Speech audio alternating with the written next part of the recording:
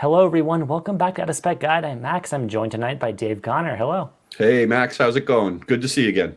Good to see you, Dave. How are you doing? You just had a busy weekend. You were filming a lot with your son Kyle on, Yeah, out of spec videos this I was weekend. I so think you, happy to put him on an airplane and say, get the heck out of here because I'm tired. I'm just tired. We shot so many videos. Actually, it was a great time. I learned a lot. We had a nice event, but yeah, so I'm everything was a great weekend. Thanks for asking. yeah, you had to meet up with your fans. Lots of stuff going on. People, by the way, can check out your channel, Out of Spec Dave, to see all the content you do. But Dave, I wanted to talk with you today about something that is fresh in your mind and that people should know about. So the likelihood, Dave, of you or I or anyone watching this video stepping into an Uber or a Lyft at the moment and it being an EV is pretty high. Absolutely. As a matter of fact, the first experience I ever had with the realization that something was different was in a Toyota Prius when I saw the little batteries going back as a taxi cab in New York City. And I think we're about to see phase two of that in a big way happening for a lot of different reasons that I'll let you tee up here. But there's some interesting things going on with ride shares and taxis and Ubers that's very interesting to me. Absolutely. So let's get into the recent news and what it means for you as potentially a passenger or maybe even a rideshare driver in this new world of EVs being everywhere across Uber, Lyft, and services like that.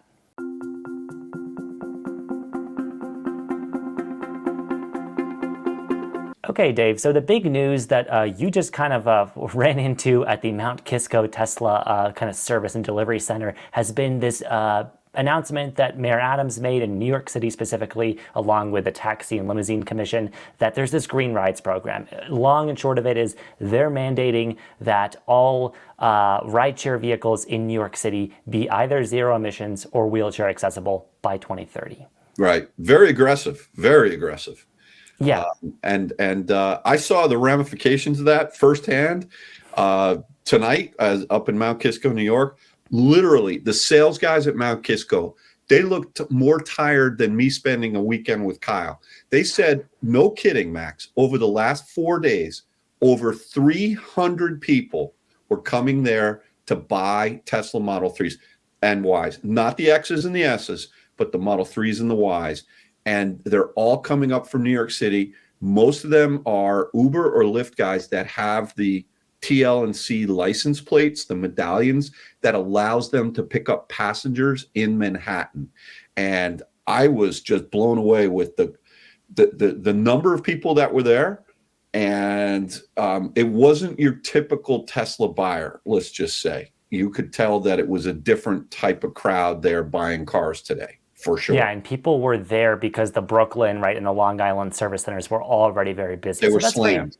yeah, Yep. local New York specific news. But Dave, that's indicative of a broader trend. Okay, this New York timeline is really aggressive. But I'm thinking of like in the last few years, Uber has been super big about announcing by 2030 they want 100% of their rides to be zero emissions, be that plug-in hybrids or EVs or some format of that. They're pushing it hard, Dave. Like you said, the Model 3 and the Model Y are not just popular vehicles with consumers like you or I. They are popular with rideshare drivers. These vehicles are cheap to run. They're getting actually cheap and affordable up front, especially with all the incentives going on. Super appealing. There are services like Revel that I want to talk about tonight because you and Kyle, of course, had experience with that that exists in cities that basically provide an option for sharing or like micro renting an electric car. And then you've got all kinds of, zero emission zones mandates in European cities going on that are exploring basically not allowing gas cars to come in certain parts of cities. This is already becoming a reality in lots of Europe. I can see that coming to the US. Hertz has been super aggressive about pushing EV rentals. They have a partnership with Uber to make this easy for Uber drivers who don't even have a car to rent an EV with Hertz and use that. And then, yeah, Kyle looked at DC fast charging with Revel. So all kinds of things going on. I just wanted a lightning round through all those things to lay some background here, Dave. Yep. But, this may sound rosy, like you said, it's like the second iteration of that Toyota Prius story where you saw the battery meter and it's like, oh, this is the next generation of technology. It's exciting with EVs. But there's some challenges here. So I think we hinted at, like, first off, people have to get the cars, and the Mount Kisco situation tells you that there's going to have to be a supply ramp up if huge metropolitan areas need all these EVs. But also, Dave, what do you need to do in an EV when you need more range? Yeah, well, I mean, listen, the typical New York City car owner keeps their car in a garage for weeks on end, takes it out on Friday nights, heads out to the Hamptons or up to Vermont or to the Jersey Shore. And the perfect use case for that is to put more level 2 charging in those parking garages. However, when you start talking about running a like Revel as an example, which I want to talk to you a little bit about, you have 700 cars all in that UNC Chapel Hill light colored blue, whether they're Ys or threes. And I saw a couple, you'll see a couple Neros flying around in New York City as well. But what Revel has done is they own all the cars, they hire all the drivers work for them, and they bring all of their cars back to Williamsburg, Pennsylvania, Williamsburg, Brooklyn, where the driver drops the car off. They have a team of people that DC fast charges the cars using tritium like 150s. They wash the cars, they turn them around. This is the underground DC fast charging that you're showing right there.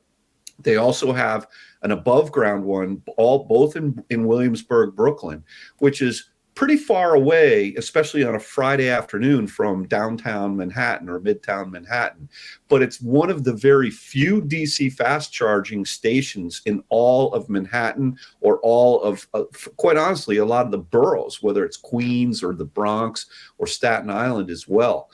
So, and Brooklyn as well. But what's nice about what Revel has done here is they've opened up their charging stations to anyone who has an electric vehicle. And they have both NACS connectors on them as well as CCS.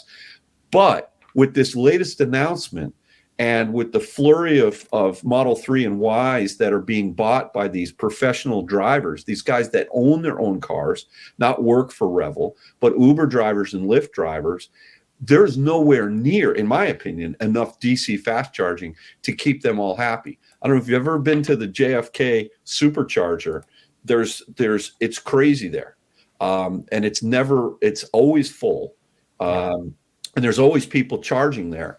But look, I think, the message here, Max, is that there is a tectonic shift. Is that the right word? There's a big shift going on towards not just individuals buying EVs for their own use, for personal use, but there are incentives and downright mandates by cities, not just Manhattan, all around the country, if not the world, and they're providing incentives for people to move to these EVs, which is a good thing. I think if you're watching this video today and you're like, well, how does this affect me? You may be getting into an EV over the next year or 6 months or something like that for the first time, and not know what it's like to experience that. I think that's a really exciting thing as we move towards mass adoption. And a lot of people are going to see all these Model 3s and Ys flying around New York City now, and especially with the new TLC mandates of being able to pick up passengers in New York City.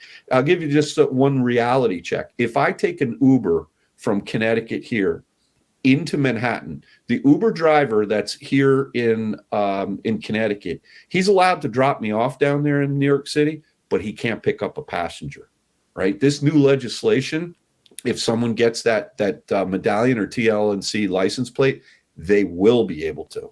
And that's a big, big difference. So a lot of interesting things happening here.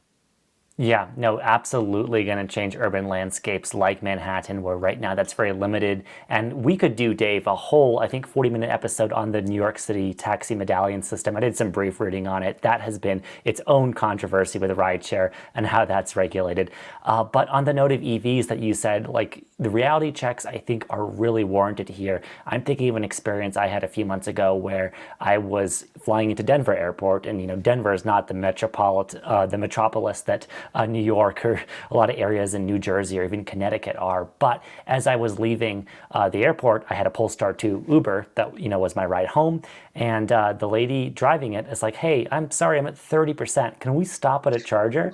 And so I helped her navigate and find an Electrify America fast charger that was the best option for us, which proved to be like 30 minutes from the airport. It was 20 minutes off of our route. You're a And gracious rider. you can tell it was one of her early. It was clear. It was a rental car. It had the red plate in Colorado. Oh, That means it's a fleet vehicle, and so I it see. was an early experience for her in an EV. So I cut her some slack. But I feel like a lot of people, Dave, watching this video, could have experiences like that, and I hope you don't have that experience and have it sour your perception of EVs, thinking, oh, this must be what it's like. The situation we're describing, Dave, is a very specific problem experienced by rideshare drivers because they've got to pick people up from JFK or LaGuardia and deliver them to Manhattan or Brooklyn or wherever and go back. And those kinds of routes can pile on the miles very quickly, and they need to, if they're going to, continue working their shift, charge up quickly that day. So that example you gave, Dave, JFK, like being bogged down all the time, I think LaGuardia, New York's report says there's currently nothing for No, DC fast charging. there's nothing. The amount of DC fast charging specifically in New York City is just terrible. I mean, it's not even good. It's not even poor. I mean to say, it's just terrible. But when you think about it, up until this announcement, Revel has solved the problem on their own, right? They took the opportunity to put 700 EVs out there on the streets of New York City, and they built their own charging hub, right? And they're also saying, come use our charging hub as well. And so I think that's a great model. But all these Lyft and Uber guys with the TLC medallions now, they're going to overwhelm Revel's location in a very short order. And there's just not enough charging there for this new use case of fleet vehicles now, if you will. Fleets, I don't know. The word fleet kind of sometimes confuses me, but let's just say professional drivers, right, are going to have many more EVs now, specifically in the 5 boroughs. Up here in Connecticut, along Route 95 in Darien, there's V3s. Every single time I go to charge my personal car, there's an Uber driver or two there. It's been happening here for years, up in the suburbs, but Manhattan's about to change, and that's going to get interesting. The other thing I think that's something that some of these rideshare programs, such as Uber or Lyft, are going to have to figure out. If, let's say, I go onto the Uber app and I want to go from Manhattan or from LaGuardia to Hartford, Connecticut, the question is, does the car that I'm matching have enough state of charge to get that rider there, because it's a longer ride? And should that rideshare, let's say, operator assign a car that has a low state of charge, that based on where the ride is going, it can't make it there. I don't think that functionality exists today. I've talked to Uber drivers. I don't know about you, but clearly with the Polestar situation you had going back to where you live from Denver Airport, that wasn't the case.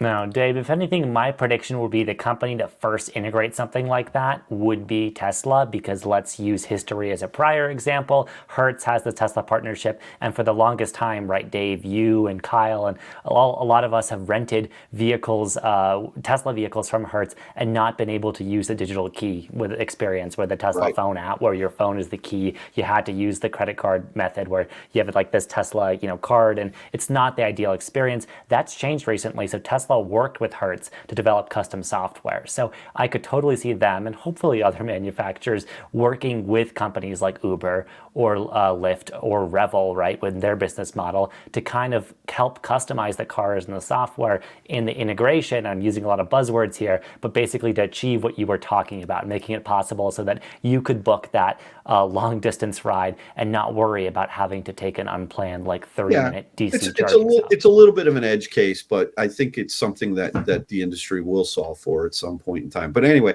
I was just blown away when I was up in Mount Kisco. They were super busy there, and and I had no idea. I saw a news report about this announcement last week specifically. This is the micro sort of economy of New York City, albeit a big economy, don't get me wrong. But I think it's indicative, to your point, of this is what other urban centers are going to be going through or already have gone through. And so, this is kind of like the writing on the wall here. I did see the announcement. I did not realize what the purchasing behavior ramification would be so quickly to run to Tesla dealers.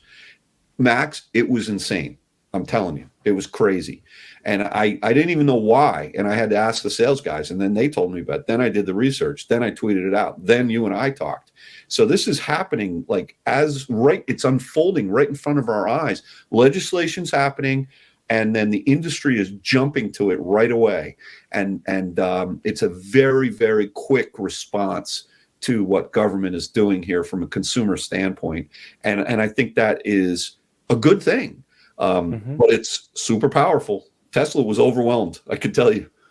Yeah, and I mean, Tesla is used to, at this point, shipping lots of cars, but even when they get overwhelmed locally, that tells you the kind of deal this is. In many ways, this is like two bleeding edges or two frontiers at once, right? It's cities where EVs already are very popular and, made it sense for a while now with stop and go traffic and shorter distances generally, but it's also rideshare where EVs are being pushed, like we've said, with incentives and eventually mandates. So you combine these two things or you intersect them and you get pain points that I think we're going to see broader at a broader level in the EV market for everyone who's buying their EV in like 5 or 10 years. This is kind of like an interesting place to look at right now and get a sneak peek of those challenges. So hopefully that's been useful to those of you watching this episode. And Dave, we could kind of be here all day talking about the speculative future of rideshare and EVs, but how do you think, let's just say in the New York metropolitan area, how do you see this shaking out when you get into a cab in New York in a year? I'll leave you with the thought, okay? Yeah. Here's something Kyle said. He came in, he flew in on Thursday night. He was in the city all day Friday. He came home, he's like, Dad, there's no EVs in New York City. There's just not. And he travels all over the place, like major cities, Denver, LA, he's all over the place. Dad, there is no EVs driving around. Like, I'm talking about consumer vehicles. Granted, you see the blue cars, the Revels and all that, but he was a little surprised about that. And the way I see this shaking out now is there's about to be a heck of a lot more EVs on the road, specifically in the 5 boroughs of Manhattan. If you come out to the suburbs, you go to Fairfield County, you go out to Long Island, Nassau County and all that, there's a lot of EVs, but we're talking like the 5 boroughs of New York City, not a lot of EVs. That's about to change in a big way very quickly because of this legislation. And the awareness of the myopic people, who live in New York City, work the corporate jobs, and, take the car services out or their Mercedes out to the Hamptons every weekend. Their eyes are going to starting to really wake up. And they're going to be like, hey, maybe I'll get an EV for myself. So I think this is the beginning of an exponential growth for EVs in at least in this microcosm world of New York City.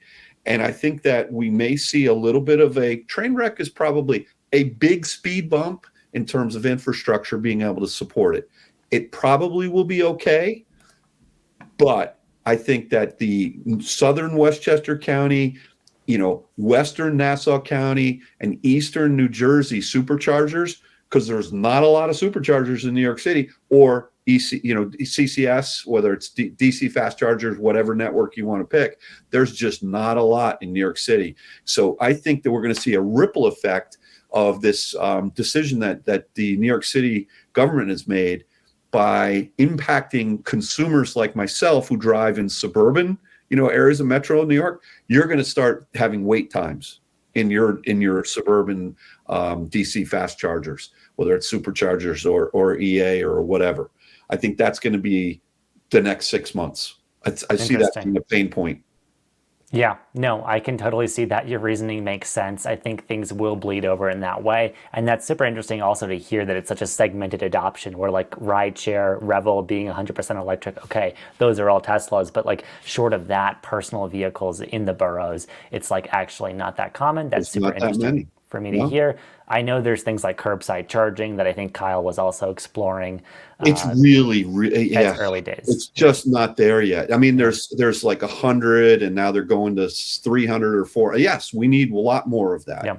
A Yeah. lot more level 2. We need a lot more charging, whether it's level 2 or level or DC, in these major metropolitan. And the problem is, Max, there's not a lot of land Yeah. to do it. Where do you put these places? These DC fast chargers. Do you put them underground? Then what happens? Do you charge for parking? There's so many interesting ramifications for urban, if you will, electrification. But look, I appreciate you asking me to come on tonight. I know you saw my tweet and you were like, Dave, we got to talk about this. I think the ramifications are big. But the adoption of EVs is happening super fast. We're going to see hundreds of Teslas in the New York metropolitan area, all flying around Manhattan now, picking up passengers by Christmas time. It's going to happen that quickly. So, anyway, I'm excited Well, for it. I love a good chapter 2 of a book. We're just getting into it. This is like the second inning of a 22 inning baseball game. We're just getting going, folks. yeah, there's a lot more to unfold, and I think you did a great job kind of predicting the near future here. But people can check out, I think you're going to have some content coming up on your channel about this specific situation. And then on the Out of Spec Reviews channel, for those of you who want to dive deeper into this, Kyle does have those videos on the DC fast charging stations Revel is operating currently, and then some curbside situations going on as well. So many challenges here to sort out for EVs in urban environments. Ride sharing right now is just the frontier of it. But hey, next time you take that ride in an Uber and it's electric, now you know a big reason why is, at least if it's in Manhattan or New York, I think a lot of cities are going to adopt similar kind of legislation to this. Really interesting to hear about, though, and that's why I want to talk about today. Thanks so much for joining me, Dave. Absolutely. It was a good time. Yeah. Max, we got to keep talking. So anyway, thanks everyone for listening to our story tonight. It's pretty exciting up there in Mount Kisco. So we'll see what happens. But thanks Yeah, again if you're for trying to having get me. a black Tesla Model Y in that area, good luck to you. Yeah, I mean, and the other thing is the guys who wrap cars, I think their business is going to go up. Because there's this weird thing about black cars in New York City. They're able to charge premiums depending on what service it is, and that's I don't quite fully understand that. But we in the corporate world with T&Es, whenever you're putting in corporate, we call them black cars. Oh, are you getting a cab? No, I'll get a black car. That was the lingo before Lyft or Uber. Get a black car. And so, anyway, Max, thanks for having me, man. Yeah, great to have you on, Dave. Any cultural historians, let us know about why black cars are considered to be more premium or luxury. I'd love to hear about that. You can email me. Anyhow, thanks for joining me, Dave, tonight. See ya. All right. Take care now. Bye bye.